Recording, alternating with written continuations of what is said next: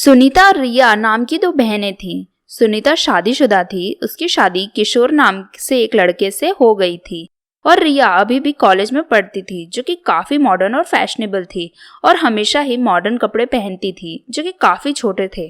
रिया की सुंदरता की वजह से सभी लोग उसे देखते थे और रिया को पसंद भी था सब उसे देखें। ऐसे ही एक दिन सुनीता और किशोर, अरे किशोर एक काम करो ना, मेरी मम्मी और पापा दोनों ही एक हफ्ते के लिए बाहर घूमने जा रहे हैं, तो बेचारी रिया घर में अकेली पड़ जाएगी। वैसे भी उसकी कॉलेज की छुट्टियां चल रही हैं, तो क्या तुम उसे आज शाम को लेकर घर आ जाओगे?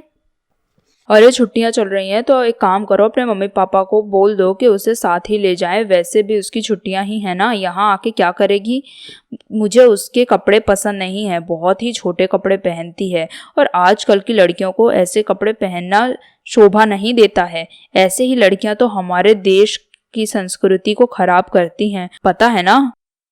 सुनीता पर उसकी कुछ लगने नहीं देती और अपनी बहन रिया को अपने घर बुलवा लेती है। शाम को जब रिया को किशोर अपने घर लाता है तो रिया को देखता ही रह जाता है उसके छोटे कपड़ों की वजह से।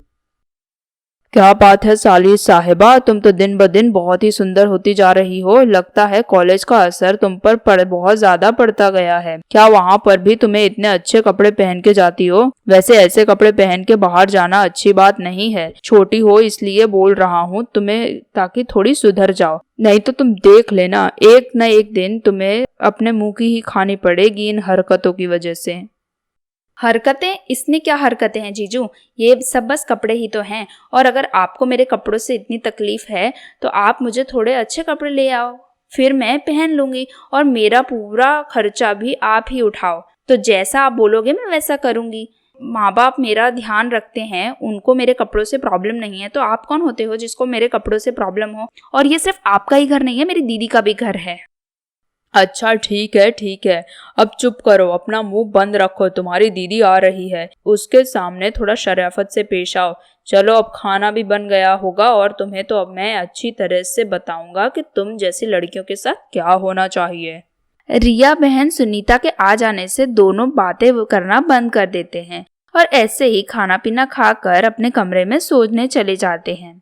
अब रात में किशोर को नींद नहीं आती है। वो रिया की बातें ही याद करता है और सोचता है कि वो किस तरह से रिया को सबक सिखाए, जिससे रिया को अपनी असली जगह पता चले कि क्या है। ऐसे ही अगले दिन अब किशोर सामने से जाकर ही रिया से अच्छी तरह से बात करता है और बोलता है, देखो रिया, कल जो भी हमारे बीच में बातचीत हुई उसके लिए मैं माफी चाहता हूँ।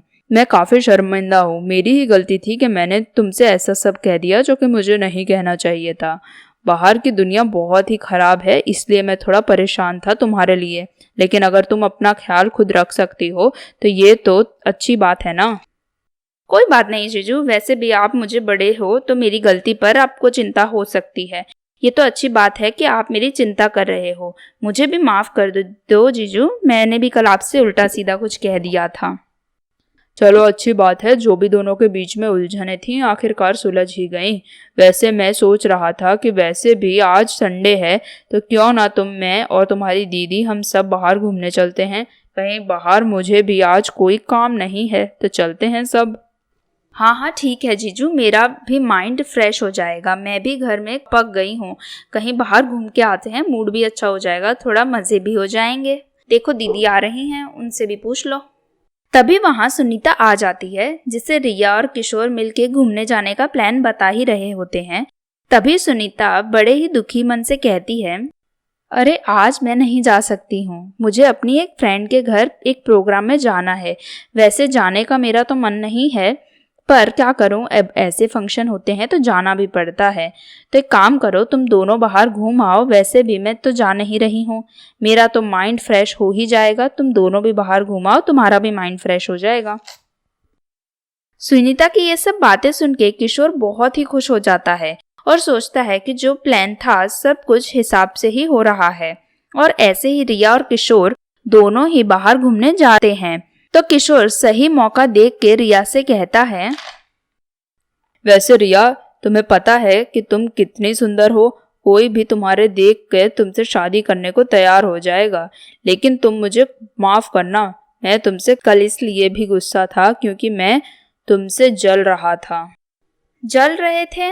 वो भी मुझसे? कोई लड़की ऐसी बात करे तो समझ भी आता है, लेकिन आप इस तरह की बातें करते हो तो सर के ऊपर से जा रही हैं जीजू।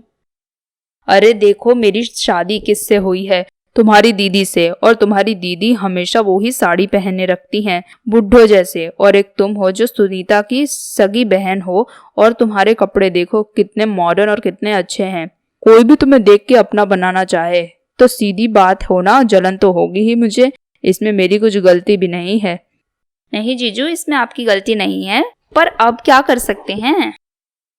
हम ये कर सकते हैं कि तुम मेरी गर्लफ्रेंड बन जाओ। मैं और तुम मिलके किसी को भी हमारे बारे में पता नहीं चलने देंगे, देख लेना तुम। और हाँ, मैं सच बोल रहा हूँ, तुम्हारे बारे में मैं किसी को भी पता नहीं चलने दूंगा कभी भी। क्या? ये आप क्या पागलों जैसी बातें कर रहे हो? मेरे जीजू हो, मेरे दीदी के हस्बैंड हो, आपको शर्म आनी चाहिए। आप मुझसे इस तरह की बातें कर रहे हो। मैं क्या आपको वैसी लड़की दिखती हूँ कि अपनी बड़ी बहन के पति को अपना बॉयफ्रेंड बनाऊंगी? छी, मुझे बहुत शर्म आ रही है आपके मुंह से ऐसी बातें सुनते हुए। इसमें बेकार क्या? वैसे भी तुम्हें तो अपनी लाइफ बनानी है ना, अपने करियर बनाना है। इसमें मैं तुम्हारी मदद कर सकता हूँ। तुम जानती हो मेरी कितने सारे लोगों से पहचान है, सोच लो। वैसे भी अभी इस लॉकडाउन की वजह से किसी को भी कोई भी जॉब नहीं मिल रही है, तो मैं तुम्हें अच्छी जॉब दिलवा सकता हूँ। तुम्हारे करियर बनाने में तुम्हारी हेल्प कर सकता हूँ। सोच लो, तुम्हारे पास अच्छा खासा टाइम है, सोचकर जवाब दो मुझे। किशोर की ऐसी बातें सुन के रिया भी सोच में पड़ जाती है, पर उसे कुछ जवाब नहीं देती है, बस ना ही करती रहती है। ऐसे ही रोज किशोर उसे पूछता। रिया कंफ्यूज तो थी, पर अपनी बहन की वजह से ना ही बोलती रहती है। ऐसे ही जब रिया के अपने घर जाने का दिन आता है तो किशोर उसे फिर से पूछता है, पर इस बार रिया सोचते हुए किशोर से बोलती है, देखो जीजू, ये सब बहुत ही गलत है। आप चाहते हो आप मुझे रोज रोज मत पूछा करो, बस ना ही बोल रही हूँ ना 7 दिन से, पर आप तो समझ ही नहीं रहे हो। ठीक है, मैं आज के बाद तुमसे कुछ भी नहीं पूछूंगा, जैसी तुम्हारी मर्जी, पर इससे अब तुम्हारा करियर बर्बाद हो जाएगा। देख लेना, तुम मेरी बात याद रखना। कुछ सोचने के बाद रिया घबरा के किशोर से बोलती है, पर जीजू दीदी को पता ना चले तो फिर मैं रेडी हूँ।